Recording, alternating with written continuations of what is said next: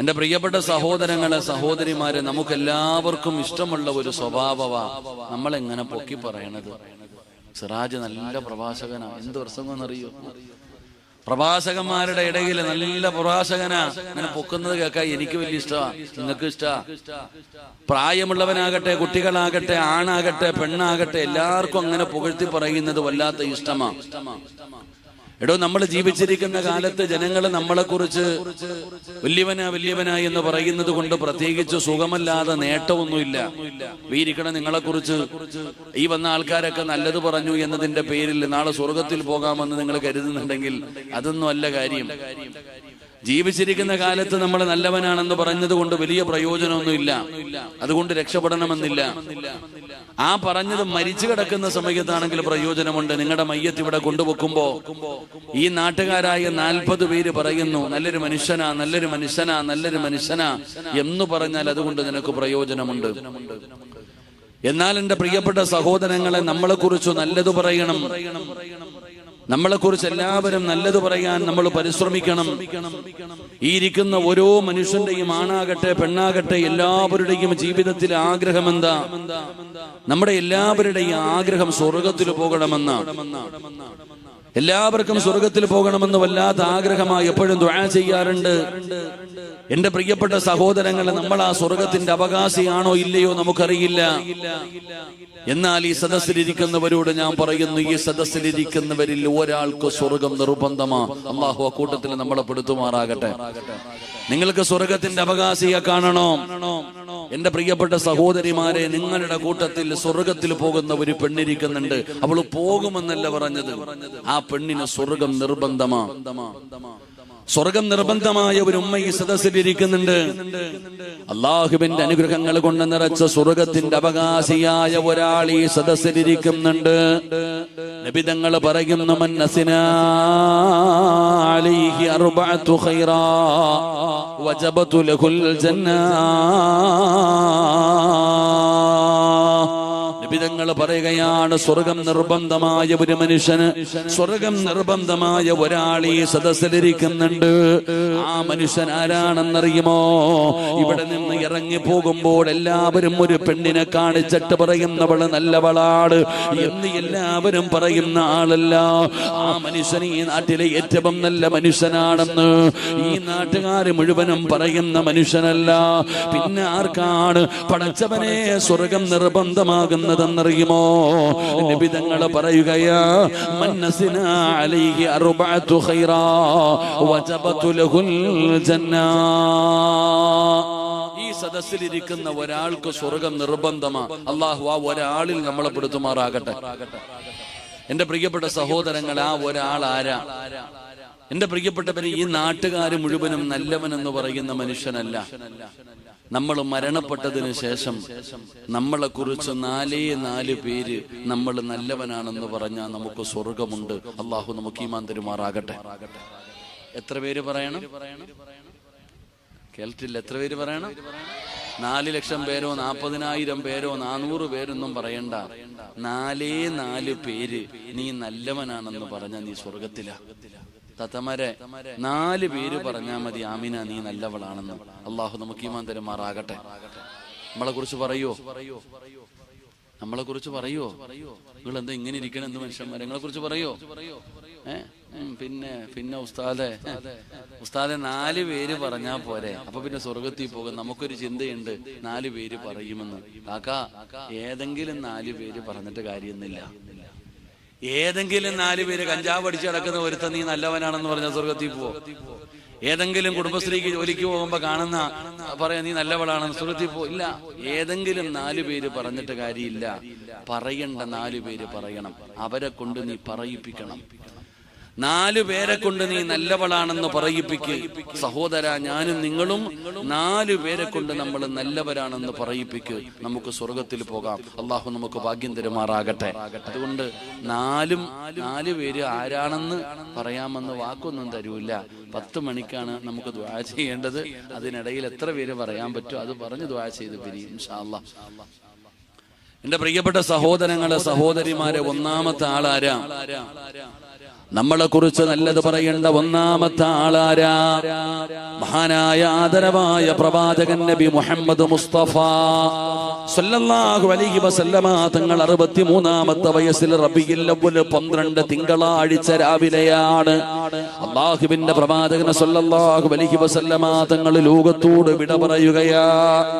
63ാമത്തെ വയസ്സിൽ നബി തങ്ങൾ ലോകത്തോട് വിട പറയുമ്പോ ആ മരണവാർത്ത അറിയുന്നവർ മുഴുവനും നിലവിളിക്കുകയാണ്. ആണാകട്ടെ പെണ്ണാകട്ടെ, പ്രായമുള്ളവരാകട്ടെ കുട്ടികളാകട്ടെ, എല്ലാവരും കരയുകയാണ്. എല്ലാവരും വീട് വിട്ട് പുറത്തേക്ക് ഇറങ്ങി ഓടുകയാണ്.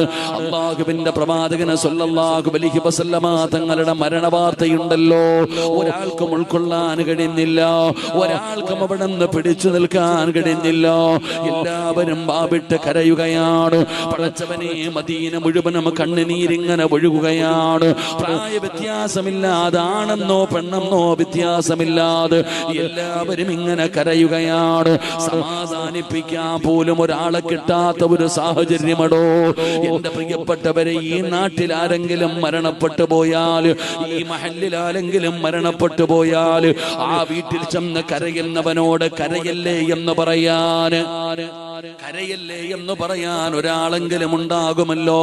പക്ഷേ പടച്ചവനെ, നബി തങ്ങളെ വഫാത്തായപ്പോ കരയല്ലേ എന്ന് പറഞ്ഞു സമാധാനിപ്പിക്കാൻ പോലും ഒരാളെ കിട്ടാനില്ല. എല്ലാവരും കരയുകയാണ്. പറയേണ്ടവര് പോലും വല്ലാത്തൊരവസ്ഥയിലാണ്. അല്ലാഹുവിന്റെ പ്രവാചകൻ സല്ലല്ലാഹു അലൈഹി വസല്ലമ തങ്ങൾ വഫാത്താകുമ്പോ മഹാനായ സയ്യിദുനാ അബൂബക്കർ സിദ്ദീഖ് റളിയല്ലാഹു തആല അൻഹു, അതാ അബൂബക്കർ തങ്ങൾ മദീനത്ത് പോലുമില്ല, അബൂബക്കർ തങ്ങൾ നാട്ടിൽ പോലുമില്ല. പടച്ചവനെ, രണ്ടാമത്തെ സ്വഹാബിയാണ് സയ്യിദുനാ ഉമർ ഇബ്നുൽ ഖത്താബ് റളിയല്ലാഹു തആല അൻഹു. ആ ഉമർ തങ്ങളുടെ അവസ്ഥ എന്തെന്നറിയുമോ? ഊരിപ്പിടിച്ച വാളുമായിട്ട് നബി തങ്ങളുടെ വീടിന്റെ മുമ്പിലൂടെ അങ്ങോട്ടും ഇങ്ങോട്ടും നടക്കുകയാണ്. എന്താണ് വിളിച്ച് പറയുന്നതെന്നറിയുമോ?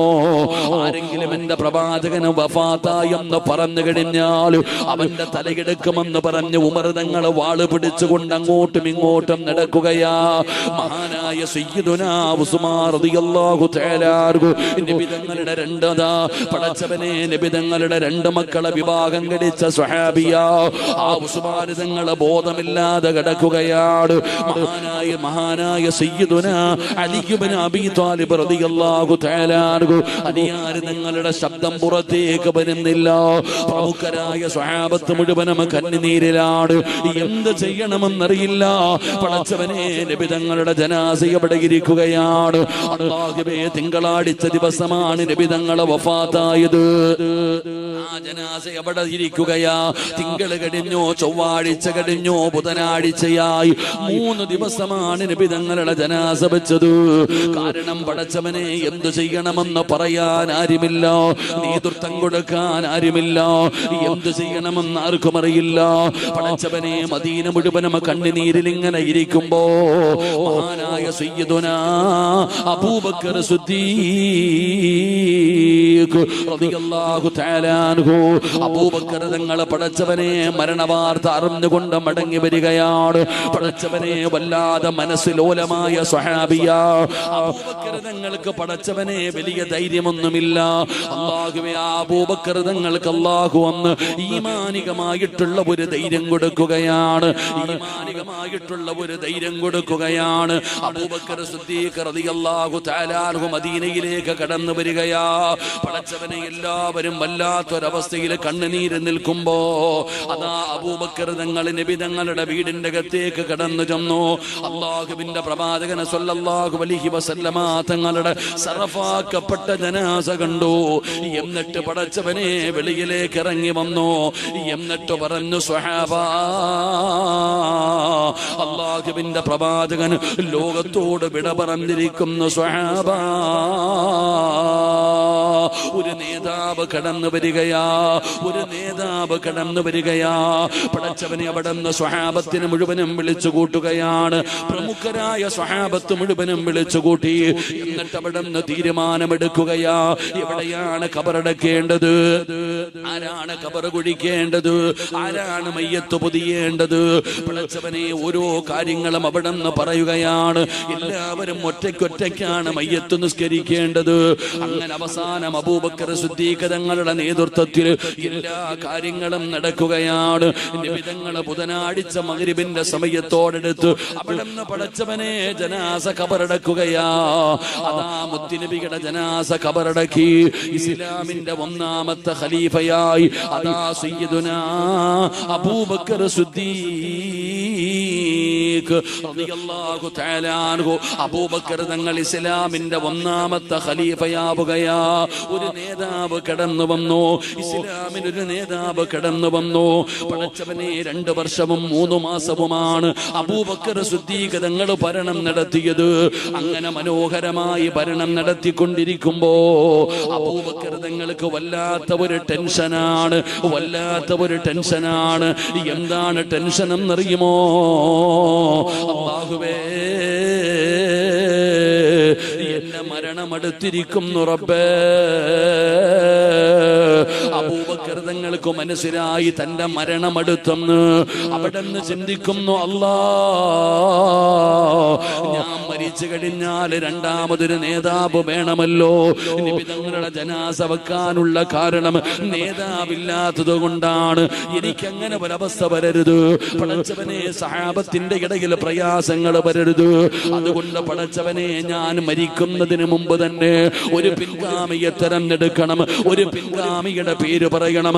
അബൂബക്കർ സിദ്ദീഖ് റളിയല്ലാഹു തആല അൻഹു അവിടുന്ന് ചിന്തിക്കുകയാ, ആരുടെ പേരാണ് ഓർമ്മ വരുന്നതെന്നറിയുമോ? അധികാരം ആർക്ക് കൊടുക്കാനാണ് ചിന്തിക്കുന്നതെന്നറിയുമോ? മഹാനായ സയ്യിദുനാ ഉമർ ഇബ്നുൽ ഖത്താബ്, റളിയല്ലാഹു തആല അൻഹു. ഉമർ തങ്ങൾക്ക് അവിടുന്ന് പടച്ചവനെ അധികാരം കൊടുക്കാം.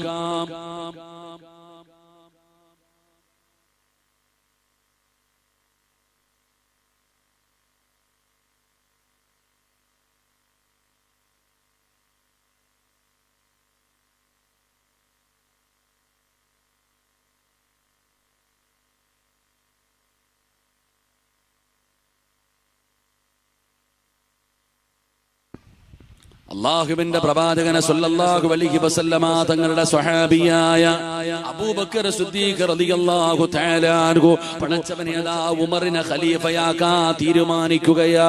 ഉമറിന് അധികാരം കൊടുക്കാൻ തീരുമാനിക്കുകയാ. പടച്ചവനെ, ഉമർ തങ്ങൾക്ക് അധികാരം കൊടുക്കാൻ തീരുമാനിക്കുമ്പോ അവിടുത്തെ ടെൻഷൻ എന്തെന്നറിയുമോ?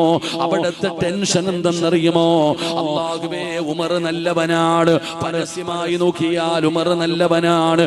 ഏത് കാര്യത്തിനും മുമ്പന്തിയിലാണ്. നബി തങ്ങളുടെ കാലഘട്ടം മുതൽ ഞാൻ കാണാറുണ്ട്. പരസ്പരം അറിയുന്നവരാണ്, പരസ്പരം കാണുന്നവരാണ്. പക്ഷേ പരസ്യമായി നോക്കിയാൽ ഉമർ നല്ലവനാ, പരസ്യമായി നോക്കിയാൽ ഉമർ നല്ലവനാ. പക്ഷേ രഹസ്യമായ ജീവിതത്തിൽ ഉമറിന്റെ സ്വഭാവം എന്താ? രഹസ്യമായ ജീവിതത്തിൽ ഉമറിന്റെ സ്വഭാവം എന്താ? എനിക്കറിയില്ല. പരസ്യമായവൻ നല്ലവനാണ്, രഹസ്യമായി കഴിഞ്ഞാൽ അവന്റെ സ്വഭാവം എനിക്കറിയില്ല. ഇങ്ങനെയുള്ള ഒരാൾക്ക് എങ്ങനെയാണ് അധികാരം കൊടുക്കുന്നത്? അതുകൊണ്ട് ഉമറിനെ കുറിച്ച് പഠിക്കണം, ഉമറിന്റെ സ്വഭാവം എന്താണെന്നറിയണം. അതിനുവേണ്ടി അബൂബക്കർ തങ്ങൾ ചെയ്തതെന്തെന്നറിയുമോ? മഹാനായ സയ്യിദുനാ ഉസ്മാൻ ഇബ്നു അഫ്ഫാൻ, ഉസ്മാൻ റളിയല്ലാഹു തആല അൻഹുവിനെ വിളിക്കുകയാ.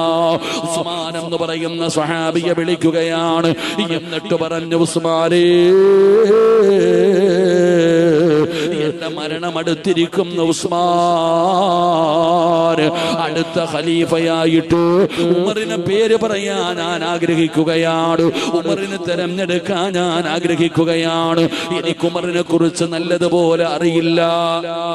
ഉമറിനെ കുറിച്ച് പരസ്യമായി എനിക്കറിയാം, രഹസ്യമായി ഉമറിന്റെ സ്വഭാവം എന്താണെന്ന് എനിക്കറിയില്ല. നിനക്കറിയാം ഉസ്മാന്, നിനക്കറിയാം ഉസ്മാന്. അതുകൊണ്ട് അവിടെ നിന്ന് പറയുകയാണ്, അഖ്ബിർനീ ഉമർ ഇബ്നുൽ ഖത്താബ്, ഉമറിന്റെ സ്വഭാവം എന്താണെന്ന് നീ എനിക്ക് പറഞ്ഞു തരണം. കാരണം ഉമർ തങ്ങളും ഉസ്മാൻ തങ്ങളും ഫ്രണ്ട്സുകളാണ്. അവര് രണ്ടുപേരും കൂട്ടുകാരാണ്. അവർക്ക് രണ്ടുപേർക്കും സർവ്വതും അറിയാം. അതുകൊണ്ട് ഉസ്മാൻ തങ്ങളോട് പറയുകയാണ്, നീ പറഞ്ഞു തരണം അവന്റെ സ്വഭാവം എന്താണെന്ന്. ഉമറിനെ കുറിച്ച് നീ സാക്ഷി പറയ്, കൂട്ടുകാരനായ ഉസ്മാൻ എന്ന് പറയുന്ന സ്വഹാബിയോട് ചോദിക്കുമ്പോ അവിടെന്ന് പറഞ്ഞ മറുപടി എന്തെന്നറിയുമോ? അല്ലാഹുവേ, അവിടെന്ന് പറയുന്നു, വല്ലാഹി അല്ലാഹുവിനെ കൊണ്ട് തന്നെയാണ് സത്യം. അവിടെന്ന് പറയുകയാണ്, ഉസ്മാൻ തങ്ങൾ പറഞ്ഞ മറുപടി എന്തെന്നറിയുമോ? വല്ലാഹി ഇന്ന സരീറതഹു ഖൈറൻ മിൻ അലാനിയാ. നിന്റെ കൂട്ടുകാരന്റെ സ്വഭാവം എന്താണെന്ന് ചോദിച്ചപ്പോ ഉസ്മാൻ തങ്ങൾ പറഞ്ഞ മറുപടി എന്തെന്നറിയുമോ? ഈ ലോകം മുഴുവനും അടക്കി ഭരിക്കുന്ന രാജാതിരാജനായ മലിക്കുൽ ജബ്ബാറായ പടച്ച റബ്ബിനെ കൊണ്ട് തന്നെയാണ് സത്യം. അവിടെന്ന് പറയുന്ന ഉമർ നല്ലവനാണ്. പരസ്യമായ ജീവിതത്തിലും രഹസ്യമായ ജീവിതത്തിലും ഉമർ നല്ലവനാണ്. ധൈര്യമായിട്ട് അധികാരം കൊടുക്കാം. അല്ലാഹുവിനെ കൊണ്ട് തന്നെയാണ് സത്യം. ഉമർ നല്ലവനാണെന്ന് പറഞ്ഞു എന്ന് ചരിത്രം പറയുമ്പോ വാഴകൾ വന്നിരിക്കുന്നവര് നാളെ പടച്ചറപ്പിന്റെ കോടതിയിലേക്ക് കടന്നു ചെല്ലുമ്പോൾ നിന്റെ കൂട്ടുകാര് പറയണം, പടച്ചവന് ഇവൻ നല്ലവനാ തമ്പുരാന്, ഈ പെണ്ണ് നല്ലവളാണ് പടച്ചവന്, നീ സ്വർഗം കൊടുക്കണേ അല്ലാ. നമ്മുടെ കൂട്ടുകാര് പറയണം സഹോദരാ. അതുകൊണ്ട് വാഴകൾ വന്നിരിക്കുന്നവരോട് ചോദിക്കട്ടെ, നിന്റെ കൂട്ടുകാരൻ എങ്ങനെ പറയുമെന്ന് നിനക്ക് തോന്നുന്നുണ്ടോ? നാളെ പടച്ചറപ്പിന്റെ കോടതിയിൽ അല്ലാഹുവിന്റെ മുമ്പിലേക്ക് നിന്റെ കൈപിടിച്ചു കൊണ്ടുപോയി നിർത്തിയിട്ട് പടച്ചവന് ഇവന് സ്വർഗം കൊടുക്കണേ അല്ലാ, ഇവൻ നല്ലവനാ അല്ലാ, നിന്നെ ഭയന്ന് ജീവിച്ചവനാ അല്ലാ എന്ന് പടച്ചവനോട് പറയുന്ന ഒരു നല്ല കൂട്ടുകാരൻ എനിക്കും നിങ്ങൾക്കുമുണ്ടോ സഹോദരാ? പെങ്ങളെ പറ പൊന്നുമോള്, ഒരുപാട് പേര് ഫ്രണ്ടാണെന്ന് പറഞ്ഞ് കൂടെ നടക്കുന്നുണ്ടല്ലോ. ജീവിതത്തിൽ ഒരിക്കലെങ്കിലും അവള് നിന്നോട് ചോദിച്ചിട്ടുണ്ടോ, നീ തഹജ്ജുദ് നിസ്കരിച്ചോ എന്ന്, നീ ഖുർആൻ ഓതിയോ എന്ന്, പടച്ചവനെ നീ ദിക്ർ പറഞ്ഞോ എന്ന് ഇന്ന് വരെ ജീവിതത്തിൽ ഒരിക്കലെങ്കിലും ചോദിച്ചിട്ടുണ്ടോ? പെങ്ങള് ചോദിക്കുന്ന ഒരു നല്ല കൂട്ടുകാരനുണ്ടോ സഹോദരാ? വെറുതെ പറഞ്ഞാ പോരാ. ചെറുപ്പക്കാര് പറയും, ഉസ്താദേ എന്റെ ചങ്കാട്, എന്റെ കരളാട്. വെറുതെ പറഞ്ഞാ പോരാ ചെറുപ്പക്കാരോ. ഫ്രണ്ട് എന്ന് പറഞ്ഞാൽ ആരെന്നറിയുമോ? ചങ്കെന്ന് പറഞ്ഞാൽ ആരെന്നറിയോ? രണ്ടുപേരെ ഞാൻ നിനക്ക് പരിചയപ്പെടുത്താം, രണ്ട് കൂട്ടുകാരെ ഞാൻ നിനക്ക് പറഞ്ഞു തരാം. മഹാനായ അബ്ദുല്ലാഹ് ഇബ്നു ജഹ്ശ് റളിയല്ലാഹു തആല അൻഹു ഉഹദിന്റെ രണാങ്കണത്തിൽ യുദ്ധം നടക്കുന്നതിന്റെ തലേ രാത്രിയുണ്ടല്ലോ, മഹാനായ അബ്ദുല്ലാഹ് ഇബ്നു ജഹ്ശ് റളിയല്ലാഹു തആല അൻഹു കിടന്നിട്ടുറക്കം വരുന്നില്ല. വീടിന്റെ അകത്ത് കിടന്നിട്ടുറക്കം വരുന്നില്ല. അബ്ദുല്ലാഹ് ഇബ്നു ജഹ്ശ് റളിയല്ലാഹു തആല അൻഹു വീട്ടിൽ നിന്ന് ഇറങ്ങുകയാണ്. തന്റെ കൂട്ടുകാരനായ സഅദ് ഇബ്നു അബീ വഖാസ് റളിയല്ലാഹു തആല അൻഹു കൂട്ടുകാരന്റെ വീട്ടിലേക്ക് കടന്നു ചെന്നു, ഫ്രണ്ടിന്റെ വീട്ടിലേക്ക് കടന്നു ചെന്നു. അവിടെ നിന്ന് വിളിക്കുന്നു, സഅദ് ഇറങ്ങി വാടാ സഅദ്. ഉറങ്ങുന്ന കൂട്ടുകാരനെ വീട്ടിൽ നിന്ന് വിളിച്ചിറക്കുകയോ. ഗാനമേളയ്ക്ക് പോകാനല്ല, കടപ്പുറത്ത് പോകാനല്ല, കടത്തിണ്ണയിൽ പോകാനല്ല, കാമുകിയുടെ വീടിന്റെ മുമ്പിൽ കാവല് നിൽക്കാനല്ല. സഅദ് ഇബ്നു അബീ വഖാസ് റളിയല്ലാഹു തആല അൻഹുവിനെ വിളിച്ചിറക്കുകയാ. ഒന്നുപെടുക്കടാ സഅദ്. രണ്ടുപേരും ഒന്നുപെടുക്കുകയാണ്. മുസല്ല എടുത്തുകൊണ്ട് ആരാരുമില്ലാത്ത ഒരു ഭാഗത്ത് പോയി നിൽക്കുകയാണ്. അവിടെ നിന്ന് 2 റക്അത്ത് നമസ്കരിക്കുകയാണ്. നമസ്കാരം കഴിഞ്ഞപ്പോ അബ്ദുല്ലാഹ് ഇബ്നു ജഹ്ശ് റളിയല്ലാഹു തആല അൻഹു പറയുകയാ, നാളെ നമ്മൾ രണ്ടുപേരും മുഖത്തിന്റെ രണാങ്കണത്തിലേക്ക് പോവുകയാണ്. പടച്ചവരെ, ഇനി തിരിച്ചു വരുമോ എന്നറിയില്ല. നമ്മൾ രണ്ടുപേരുടെയും ജീവിതത്തിൽ അവസാനത്തെ രാത്രിയാ. അതുകൊണ്ട് നിസ്കാരപ്പായില്ല. നമ്മൾ നമ്മൾ രണ്ടുപേരും നിസ്കാരപ്പായിലാണ്. അതുകൊണ്ട് നിനക്ക് എന്താണോ വേണ്ടത് നീ അല്ലാഹുവിനോട് ചോദിക്ക്. എനിക്ക് വേണ്ടത് ഞാൻ ചോദിക്കാം. നമുക്ക് പരസ്പരം ദുആ ചെയ്യാം. സഅദ് ഇബ്നു അബീ വഖാസിനോട് പറഞ്ഞു നീ ദുആ ചെയ്യാൻ. സഅദ് ഇബ്നു അബീ വഖാസ് റളിയല്ലാഹു തആല അൻഹു അവിടെ ഇരുന്നു കൊണ്ട് പടച്ച റബ്ബിന്റെ ദർബാറിലേക്ക് തന്റെ കരങ്ങൾ ഉയർത്തിയിട്ട് അവിടെ നിന്ന് ദുആ ചെയ്യുന്നു. അല്ലാഹ് നാളെ ഉഹദിന്റെ രണാങ്കണത്തിലേക്ക് പോവുകയാണ്. പടച്ചവനെ ഏറ്റവും വലിയ എതിരാളി എനിക്ക് തരണേ അല്ലാഹ്. എനിക്കവനെ പരാജയപ്പെടുത്തണം തമ്പുരാന്. എനിക്കവനെ പരാജയപ്പെടുത്തണം തമ്പുരാന്.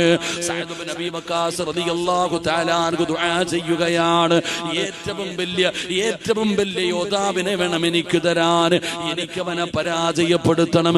എന്നെ നീ ഉഹദിന്റെ രണാങ്കണത്തിൽ നിന്ന് ജീവനോടെ മടക്കണേ അല്ലാഹ്. സഅദ് ഇബ്നു അബീ വഖാസ് തങ്ങൾ ദുആ ചെയ്യുമ്പോ അബ്ദുല്ലാഹ് ഇബ്നു ജഹ്ഷ് തങ്ങൾ ആമീൻ പറയുകയാണ്. ദുആ ചെയ്ത് കഴിഞ്ഞപ്പോ സഅദ് ഇബ്നു അബീ വഖാസിനോട് പറഞ്ഞു ഇനി ഞാൻ ദുആ ചെയ്യാം. എന്താണ് ദുആ ചെയ്യുന്നതെന്നറിയുമോ? അല്ലാഹുവേ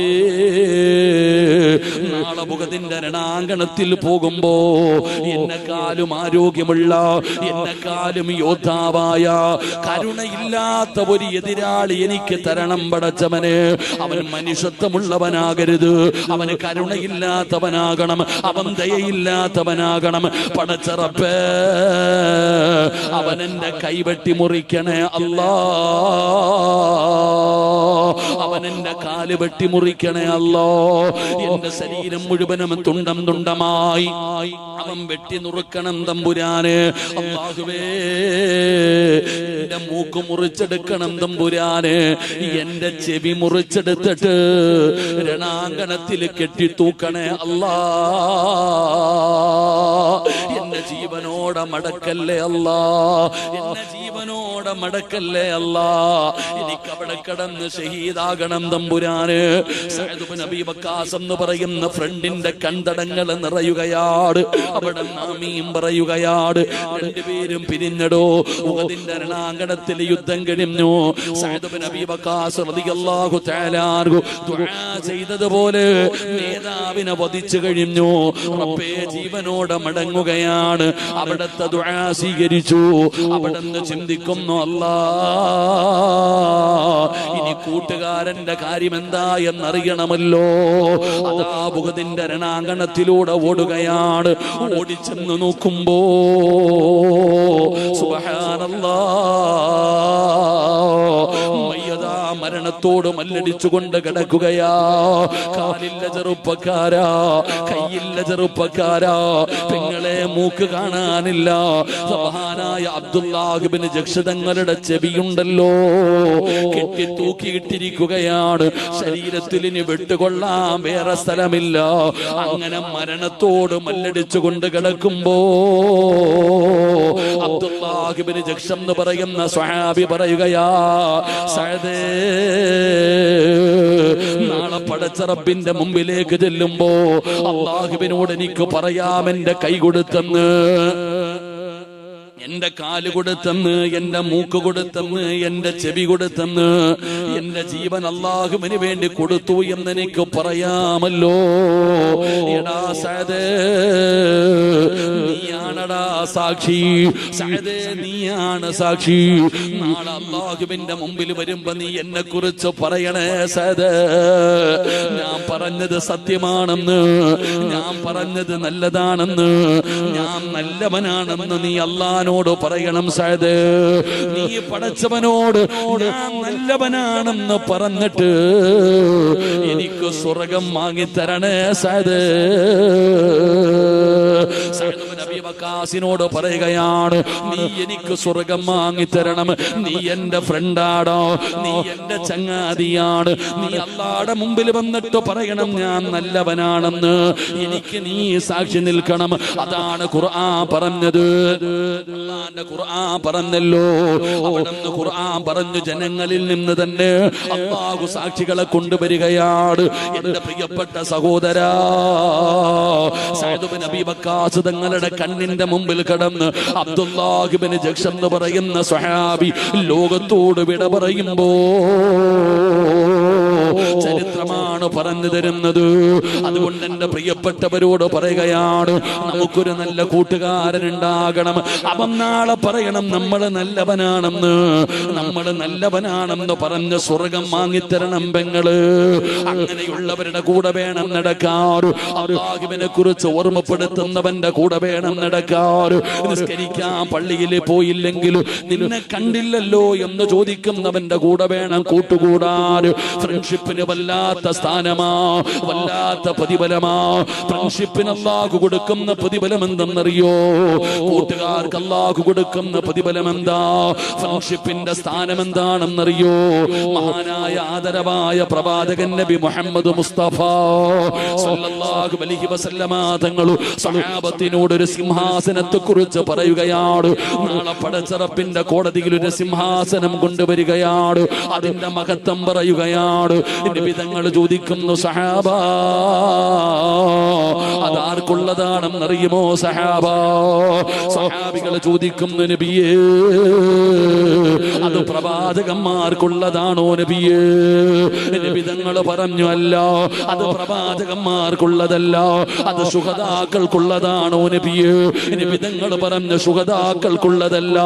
നബി തങ്ങൾ പറയുകയാണ്, ലോകത്ത് കടന്നു വന്ന 1,24,000 പരം വരുന്ന പ്രവാചകന്മാർ, ആദം നബിയും നൂഹ് നബിയും ഇബ്രാഹിം നബിയും മൂസാ നബിയും ദാവൂദ് നബിയും യാക്കൂബ് നബിയും യൂനുസ് നബിയും യൂസുഫ് നബിയും ഹാറൂൻ നബിയും അയ്യൂബ് നബിയും ലോകത്ത് കടന്നു വന്ന പ്രവാചകന്മാര് കൊതിക്കുകയാണ്.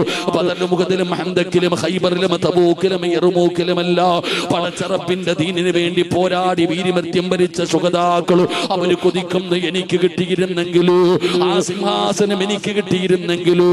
ഓരോ പ്രവാചകനും ആഗ്രഹിക്കുകയാ, ഓരോ ശുഹദാവും ആഗ്രഹിക്കുകയാ, എനിക്ക് കിട്ടിയിരുന്നെങ്കിൽ. അവര് പോലും ആഗ്രഹിക്കുമെന്ന് നബി തങ്ങൾ പറയുമ്പോ സ്വഹാബത്ത് ചോദിക്കുന്നു, യാ റസൂലല്ലാഹ്, പിന്നെ ആർക്കുള്ളതാ നബിയേ? പിന്നെ ആർക്കുള്ളതാ നബിയേ? മുത്തുനബി പറഞ്ഞ മറുപടി എന്തെന്നറിയുമോ? അറിയുമോ പെങ്ങളെ? ആ സിംഹാസനത്തിന്റെ ഉടമയാരെന്നറിയുമോ? ഹും ഖൗമുൻ തുഹാബു ബിറൂഹില്ലാഹ്. അല്ലാഹുവിന് വേണ്ടി സ്നേഹിച്ച 2 ഫ്രണ്ട്സുകൾക്കുള്ളതാ. അവര് സ്നേഹിച്ചത് അതാ പണത്തിന് വേണ്ടിയല്ല, അധികാരത്തിന് വേണ്ടിയല്ല, ശരീരം കണ്ടിട്ടല്ല, അല്ലാഹുവിന് വേണ്ടിയാണ് അവര് സ്നേഹിച്ചത്. അവര് പടച്ചവന് വേണ്ടി സ്നേഹിച്ചവരാണ്. ആ സ്നേഹിച്ചവർക്ക് അല്ലാഹു ആ സിംഹാസനം കൊടുക്കുമെന്ന് നബി തങ്ങൾ പറയുമ്പോ, പെങ്ങളെ നല്ലവള വേണം കൂടെ കൂട്ടാൻ, നല്ലവള വേണം കൂടെ കൂട്ടാൻ. വല്ലാത്ത പ്രതിഫലമാ പെങ്ങള്. നാളെ ഇസ്രാഫീൽ എന്ന് പറയുന്ന മലക്ക് സൂർ എന്ന് പറയുന്ന കാഹളത്തിൽ രണ്ടാമത് മൂതുമ്പോ ഞാനും നിങ്ങളും ഖബറിനകത്ത് നിന്ന് എഴുന്നേറ്റ് പോകുന്ന ഒരു ദിവസമുണ്ടല്ലോ. പടച്ചറപ്പിന്റെ കോടതിയിലേക്ക് കടന്നു പോകുന്ന ഒരു ദിവസമുണ്ടല്ലോ. ഉടുതുണിയില്ലാതെ എല്ലാം എഴുന്നേറ്റ് വരികയാ. ഉമ്മ പ്രസവിച്ചിട്ടതുപോലെ ഖബറിനകത്ത് നിന്ന് എഴുന്നേറ്റ് വരികയാണ്. പട്ടിയുടെ കോലത്തിൽ, പന്നിയുടെ രൂപത്തിൽ, കഴുതയുടെ രൂപത്തിൽ 41 വിഭാഗത്തിൽ നബി തങ്ങളുടെ സമുദായം വരുമെന്നാണ്. അങ്ങനെ എഴുന്നേറ്റ് റബ്ബിന്റെ കോടതിയിൽ വന്ന് നിൽക്കുമ്പോ പെങ്ങളെ ശരീരം വിയർക്കുന്നില്ലേ മോളെ? ഇട്ടിരിക്കുന്ന ചുരിദാറിന്റെ ഉള്ളിലൂടെ വിയർപ്പ് തുള്ളി ഇങ്ങനെ ഒഴുകുമ്പോ പ്രയാസപ്പെടുന്ന പെങ്ങളെ, ചൂടാണെന്ന് പറയുന്ന ചെറുപ്പക്കാരാ, മക്കളെ, കോടിക്കണക്കിന് കിലോമീറ്റർ മുകളിലാണ് സൂര്യൻ നിൽക്കുന്നത്. ആ സൂര്യൻ അസ്തമിച്ച് 9 മണി കഴിഞ്ഞിട്ടും എനിക്ക് ചൂടെടുക്കുകയാ, എന്റെ ശരീരം വിയർക്കുകയാ, വല്ലാതെ പ്രയാസപ്പെടുന്നല്ലോ. എന്നാ ഇത് ചൂടാണോ? ഇത് വിയർപ്പാണോ? അതൊക്കെ അങ്ങ് പരലോകത്താ മോളെ. ചൂടുള്ള നാളുണ്ട്, ഖിയാമം നാളാ. ചുരുക്കി പറഞ്ഞാൽ എന്തോ ഹാലാ ചൂളാ. വൻദോഷ വണ്ടിയോ മായി വരുന്നേ കാളാ. ക്ഷീണ സ്വപ്നത്തിനാലൊലിക്കുന്നതാണ് ഈള സുഹൃത്തുക്കളെ തിളയ്ക്കുന്നതാണ് മൂള അമലൊന്നുമില്ല തങ്ങു ചെന്ന കോള പഴയ വീട് കെട്ടുന്ന ഇഷ്ടിക ഉണ്ടാക്കുന്ന ചൂളയിൽ പോയിട്ടുണ്ടോ? എന്തൊരു പ്രശ്നമാണെന്നറിയോ, എന്തൊരു പ്രയാസമാണെന്നറിയോ, എന്തൊരു ചൂടാണെന്നറിയുമോ? മക്കളെ, കാളവണ്ടി കണ്ടിട്ടില്ലേ? ചുവട് വലിച്ചു കൊണ്ടുപോകുന്ന കാളയുടെ വായിലൂടെ പതയും നൊരയും ഇങ്ങനെ ഒഴുകുന്നത് നമ്മൾ കാണാറുണ്ടല്ലോ. ഇതുപോലെ നാളെ മനുഷ്യന്റെ വായിൽ നിന്ന് പരലോകത്ത് വെച്ച് കാണാ പതയും നൊരയും ഇങ്ങനെ വീഴുന്നത്. പെങ്ങളെ, ചോറ് വെക്കുന്ന ഉമ്മ കലത്തിനകത്ത് കിടന്ന് ചോറിങ്ങനെ തിളച്ച് തിളച്ച് കലത്തിന്റെ മുകളിലൂടെ പുറത്തേക്ക് കവിയാറുണ്ടല്ലോ. പെങ്ങളെ, തലയോട്ടിക്കകത്ത് കിടക്കുന്ന തലച്ചോറ് തിളച്ചിട്ട് മുഖത്തുകൂടെ ഒഴുകുന്ന ദിവസമാണ് മസറ. ആ മസറയിൽ ഇങ്ങനെ നിൽക്കുകയാ. വെച്ചിരിക്കുന്ന കാലനക്കാൻ കഴിയില്ല. ഉമ്മയ്ക്ക് വേണ്ട, വാപ്പയ്ക്ക് വേണ്ട, മക്കൾക്ക് വേണ്ട, കൂടപ്പറപ്പിന് വേണ്ട. യൗമ യഫിറുൽ മർഉ മിൻ അഖീഹി വഉമ്മിഹി വഅബീഹി വസ്വാഹിബതിഹി വബനീഹി. ഒരാളും തിരിഞ്ഞു നോക്കാത്ത ദിവസമുണ്ടല്ലോ. ഒരേ ഒരു തണലേ ഉള്ളൂ, ഒരേ ഒരു തണലേ ഉള്ളൂ. ഈ ലോകം മുഴുവനും അടക്കി ഭരിക്കുന്ന രാജാതിരാജനായ മലിക്കുൽ ജബ്ബാറായ ലോകത്തിന്റെ അധിപനായ പടച്ച റബ്ബിന്റെ സിംഹാസനത്തിന്റെ താട് അവിടെ മാത്രമേ തണലുള്ളൂ. അവിടെ ഒരു സ്റ്റേജ് ഉണ്ട് പെങ്ങള്, ഒരുക്കി വെച്ചിരിക്കുന്ന ഒരു സ്റ്റേജ് ഉണ്ട് ചെറുപ്പക്കാരോ. അവിടെ 7 വിഭാഗം വിഐപികൾക്ക് ആ സ്റ്റേജിൽ കയറാനുള്ള അധികാരം അല്ലാഹു കൊടുക്കുന്നത്. 7 വിഭാഗത്തിനാണ്. ആ 7 വിഭാഗത്തിൽ ഒരു വിഭാഗം ആരെന്നറിയോ? വയുനാദിൽ മുനാദി മിൻ ഖിബലിർ റഹ്മാൻ. അല്ലാഹുവിന്റെ ഭാഗത്ത് നിന്ന് വിളിക്കുകയാണ്. 7 വിഭാഗത്തിനാണ് അവിടെ ഇരിക്കാനുള്ള അധികാരം അല്ലാഹു കൊടുക്കുന്നത്. ആ 7 വിഭാഗത്തിൽ ഒരു വിഭാഗം ആരെന്നറിയോ? അല്ലാഹുവിന് വേണ്ടി സ്നേഹിച്ചവരാ. അല്ലാഹുവിന് വേണ്ടി സ്നേഹിച്ച 2 കൂട്ടുകാരികൾക്കുള്ളതാ. അല്ലാഹുവിന് വേണ്ടി സ്നേഹിച്ച 2 കൂട്ടുകാർക്കുള്ളതാ. അവര് വിളിക്കുന്നു, വാ മക്കള് ഇവിടെ വന്നിരിക്കാറ്, ഈ അർശന്റെ താഴെ വന്ന് നിൽക്കാറ്. നാളെ അവരെ വിളിക്കുമെന്ന് നബി തങ്ങൾ പഠിപ്പിക്കുമ്പോ കള്ളുകുടിയന്റെ കൂടെ, കഞ്ചാവടിക്കുന്നവന്റെ കൂടെ, വൃത്തികെട്ടവന്മാരുടെ കൂടെ നടക്കുന്ന ചെറുപ്പക്കാരാ, എന്തിനാടാ നീ അവന്റെ കൂടെ നടക്കുന്നത്? പാപ്പ പറയുകയാ, അവന് കഞ്ചാവടിക്കുന്നവനാണ്, നീ അവന്റെ കൂടെ നടക്കരുത്. വാപ്പാൻ അനുസരിക്കില്ല. ഉമ്മ പറയുന്നു, മോളെ അവൾ വൃത്തികെട്ടവളാണ്, ആ പെണ്ണിന്റെ കൂടെ നീ നടക്കരുത്. ഉമ്മ പറഞ്ഞാലും പോവുകയാണ്. എന്നാൽ എന്റെ പ്രിയപ്പെട്ടവര് നിന്നോട് ചോദിക്കും, നീ നല്ലവനാണല്ലോടാ, എന്തിനാടാ നീ അവന്റെ കൂടെ കൂടുന്നത്? അവന്റെ വൃത്തികേടിന് കൂട്ടുനിൽക്കുന്നത് എന്തുകൊണ്ടാണ്? ചെറുപ്പക്കാര് പറയുന്നവൻ എന്റെ ഫ്രണ്ടല്ലേ ഉസ്താദ്. ഫർദയും ധരിച്ച് നടക്കുന്ന പെണ്ണ് അവക്ക് കാമുകന്റെ കൂടെ കറങ്ങാൻ പോയപ്പോ നിന്റെ വീട്ടിലാണെന്ന് കള്ളം പറഞ്ഞ് സഹായിക്കാറുണ്ടല്ലോ. ആരെങ്കിലും വരുന്നു എന്ന് ഒളിഞ്ഞു നിന്ന് കാവല് നിൽക്കാറുണ്ടല്ലോ.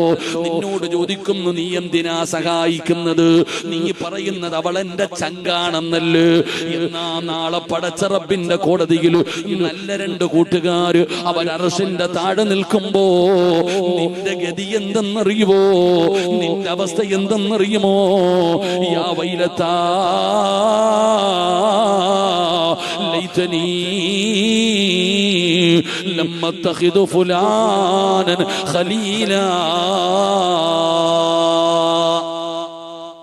കൂട്ടുകാരാണെങ്കിൽ നാളെ അള്ളാഹുവിന്റെ അർശിന്റെ താഴ്ഭാഗത്ത് അള്ളാഹു അവർക്കൊരു സ്ഥാനം കൊടുക്കും. മോശമായി നീ എന്തിനാടാ കള്ളുകുടിന്റെ കൂടെ നടക്കണം? അവന്റെ കോലം തന്നെ കണ്ടില്ലേ, അവന്റെ അവസ്ഥ കണ്ടില്ലേ? ഓ, എന്റെ കൂട്ടുകാരനല്ലേ ഉസ്താദെ. ആപ്പായും ഉമ്മായും പറയും, നീ നല്ലവളാ, പക്ഷെ നീന്റെ കൂട്ടുകാരിയോ 4 ഫോണുമായിട്ട് നടക്കുന്നവളാ. അവക്ക് ഓരോ ബസ് സ്റ്റോപ്പിലും ഓരോന്നാ, സ്കൂളിലൊന്ന്, വെളിയിലൊന്ന്, വണ്ടിയിലൊന്ന്, നാട്ടിലൊന്ന്.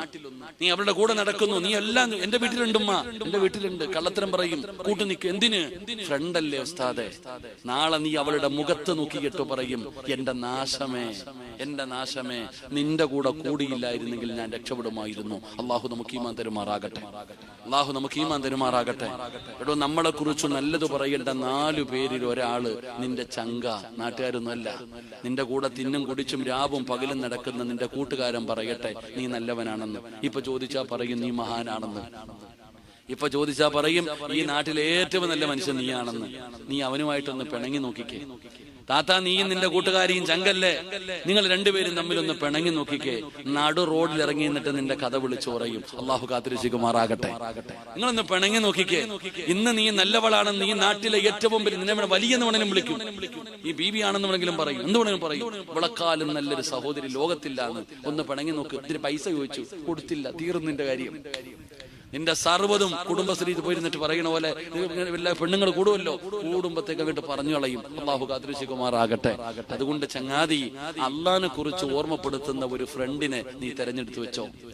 അവൻ ചങ്ക, അവന്റെ കൂടെ നടക്കണം. അള്ളാഹു നമുക്ക് ഈമാൻ തരുമാറാകട്ടെ. അള്ളാഹു ഈമാൻ തരുമാറാകട്ടെ. എല്ലാവർക്കും കൂട്ടുകാർ, ആണുങ്ങൾക്ക് ഫ്രണ്ട്, ആണുങ്ങൾക്ക് ഫ്രണ്ട്, പെണ്ണ്. നിനക്ക് ആണുങ്ങളെ ഒന്നും കൂട്ടുകൂട്ടാൻ പറ്റത്തില്ല. പെൺകുട്ടികൾക്കാണെങ്കിൽ ആണ് ബോയ് ഫ്രണ്ടും ഗേൾ ഫ്രണ്ടും, അതൊന്നും ഇല്ല കേട്ടാ. അങ്ങനൊന്നും ചിന്തിക്കരുത്. ഉസ്താദേ, ഞാൻ അള്ളാഹിക്ക് വേണ്ടിയാ. അങ്ങനല്ല, നല്ല കൂട്ടുകാർ. ഇന്നങ്ങനെയാണല്ലോ, എല്ലാത്തിനും കൂട്ടുകാര് കൂടിപ്പോയി. ഇപ്പൊ നോക്കിയാ ഗ്രൂപ്പിന്റെ കാലവാ. മോനെ ഇത്തിരി സൗണ്ട് വേടാ, ഒന്നാമത് എന്റെ തൊണ്ട വയ്യ മക്കളെ, ഞാൻ ഇടിച്ചു പൊളിച്ചേക്കത്തില്ല, ഞാൻ പതുക്കെ സംസാരിക്കാം, നീ ഇത്തിരി ഉറക്കി വെച്ചാൽ മതി. എല്ലാവർക്കും ഇന്ന് ഗ്രൂപ്പാണ്. ഹജ്ജിന് പോയിട്ട് വന്ന ഗ്രൂപ്പ്, ഉംറയ്ക്ക് പോയിട്ട് വന്ന ഗ്രൂപ്പ്, സിയാറത്ത് ഗ്രൂപ്പ്, മഹല്ല് ഗ്രൂപ്പ്. മഹല്ലിലും ഇപ്പൊ ഗ്രൂപ്പുകളാ, മഹല്ലിലും വാട്സപ്പ് ഗ്രൂപ്പുകളാ, സ്വലാത്ത് ഗ്രൂപ്പുകൾ. ഇപ്പൊ നോക്കിക്കേ, ഈ ഇരിക്കണ പ്രായമുള്ളവർക്ക്, ചെറുപ്പക്കാരെക്കാളും ഗ്രൂപ്പ് ഇപ്പം പ്രായമുള്ളവർക്കാ. 1999 10ാം ക്ലാസ്സിൽ കൂടെ പഠിച്ച ആമിനായ ഇപ്പൊ ചാറ്റിക്കൊണ്ടിരിക്കുന്ന വാപ്പ, പ്രായമായി. ഉമ്മാമാടെ കൊച്ചുമക്കളെ വരെ കെട്ടിച്ചു. ഈ ഉമ്മാടെ കൊച്ചുമക്കളെ വരെ കെട്ടിച്ചു. ഇപ്പോഴും ഫേസ്ബുക്കില് അബൂബക്കറെ സൂപ്പറാടാ, ആരാ, പണ്ട് സ്കൂളിൽ പഠിച്ചതാ. ഇപ്പൊ വാപ്പ പറയുന്നത്, ആമിന നീ ആ പാവാട ഉടുത്തിയിട്ട് വരുന്ന രംഗം ഞാൻ ഇങ്ങനെ നോക്കിയിരുന്നിട്ടുണ്ടടിയെന്ന്. ഇപ്പത്തെ കാലത്ത് പെടാ പറഞ്ഞുകൊണ്ടിരിക്കണം, ചാറ്റിക്കൊണ്ടിരിക്കുന്നു. ഗ്രൂപ്പുകളുടെ കാലം. സുബ്ഹാനല്ലാഹ്, അല്ലാഹു കാത്തിരക്ഷിക്കുമാറാകട്ടെ. ഗ്രൂപ്പൊക്കെ നല്ലതാ. മഹല്ല് ഗ്രൂപ്പുകളുണ്ട് ഇപ്പോ. മഹല്ല് ഗ്രൂപ്പിനകത്തും പെണ്ണുങ്ങൾക്ക് മാത്രം ഗ്രൂപ്പ്. ഒരാൾ ചോദിച്ചു, ഉസ്താദേ പെണ്ണുങ്ങൾക്ക് മാത്രം മഹല്ലിൽ ഗ്രൂപ്പ് ഉണ്ട്, ഞാൻ അതിനകത്ത് കൂടിക്കോട്ടെ? പക്ഷെ പള്ളിയിലെ സെക്രട്ടറിയും പ്രസിഡന്റൊക്കെ അതിനകത്തുണ്ട്. ഇപ്പോൾ മനസ്സിലാക്കേണ്ടത് ഗ്രൂപ്പുകൾ നടത്തി കുടുംബം കലഹം, അടിച്ച് പിരിയാണ്. കുടുംബത്തിലൊരു ഗ്രൂപ്പ് എല്ലാം കൂടെ ഒരുമിക്കാൻ വേണ്ടി തുടങ്ങിയതാ. ഇപ്പൊ അത് കാരണം പലതും പോകത്തില്ല. അങ്ങനത്തെ ഗ്രൂപ്പുകൾ. അങ്ങനല്ല ഞാൻ പറഞ്ഞത്, നല്ലതുമുണ്ട് മോശമുണ്ട്. നല്ല കാര്യങ്ങൾ ചെയ്യുന്ന എത്രയോ ഗ്രൂപ്പുകളുണ്ട്. ഉസ്താദന്മാരുടെ പ്രസംഗം ഇടുന്ന ഗ്രൂപ്പുകളുണ്ട്, സ്വലാത്ത് ഗ്രൂപ്പുകളുണ്ട്. അല്ലാഹു ഈമാൻ തരുമാറാകട്ടെ. സ്വലാത്ത് ഗ്രൂപ്പൊക്കെ ഉണ്ട്. പെണ്ണുങ്ങളുടെ ഗ്രൂപ്പിന്റെ അഡ്മിൻ തന്നെ വിളിച്ചോടി പോയി. അല്ലാഹു കാത്തിരക്ഷിക്കുമാറാകട്ടെ. നാട്ടുകാർക്ക് മുഴുവനും വാഴ്ന്നു കൊടുക്കുന്ന ആളായിരുന്നു, എന്റെ വിളിച്ചോടി പോവാ. ഇതൊക്കെ അവസ്ഥ. അതുകൊണ്ട് ഗ്രൂപ്പുകൾ അതിക്രമം. ഞാൻ കൂട്ടുകാരൻ നല്ലവരാവണോ. നല്ല കൂട്ടുകാരൻ ചന്ദനം ചാരിയ ചന്ദനം മണക്കും മക്കളെ. ചന്ദനം ചാരിയ ചന്ദനം മണക്കും. നല്ലവന്റെ കൂടെ കൂടിയ നീ രക്ഷപ്പെടും. അല്ലാഹു നമുക്ക് ഈമാൻ തരുമാറാകട്ടെ. അതുകൊണ്ട് എന്റെ സഹോദരിമാരോട് പറയുന്നു, ഇപ്പോഴുള്ളവളെ ഒന്ന് ആലോചിക്ക്, കൂടെ കൂട്ടണമെന്ന്. ഇപ്പൊ കൂടെ കൊണ്ട് നടക്കുന്നത് എവിടെയും തിന്നാ. നീ കല്ലമ്പലം വരെ പോകണമെങ്കിലും പാരിപ്പള്ളി വരെ ആമിന വാടി എന്ന് പറഞ്ഞ് വിളിച്ചോണ്ട് പോന്നു. ഈ ആമിന ആരാണെന്ന് നീ ഒന്ന് പഠിക്ക്. എന്നിട്ട് അവള് ചോദിക്കണം, ആമിന ചോദിക്കണം, നിന്നെ കാണുമ്പോ നിസ്കരിച്ചോടി എന്ന് സുബഹി. ആരോട് ചോദിക്കാനാ? അപ്പൊ നമ്മളെ കുറിച്ച് നല്ലത് പറയേണ്ട ഒന്നാമത്തെ ആള് നമ്മുടെ കൂട്ടുകാരനാ. അള്ളാഹു നമുക്കൊരു നല്ല കൂട്ടുകാരനെ നൽകി അനുഗ്രഹിക്കുമാറാകട്ടെ. അള്ളാഹു നമുക്ക് നല്ലൊരു കൂട്ടുകാരനെ നൽകി അനുഗ്രഹിക്കുമാറാകട്ടെ. അപ്പൊ പൈസ കൊടുത്തിട്ടാണോ, വീട് വെച്ച് കൊടുത്തിട്ടാണോ, കാറ് വാങ്ങിച്ചു കൊടുത്തിട്ടാണോ, എന്ത് ചെയ്തിട്ടാണെങ്കിലും അറിയില്ല, ഒരാളെ റെഡിയാക്കി വെച്ചോ. അള്ളാഹു നമുക്ക് ഭാഗ്യം തരുമാറാകട്ടെ.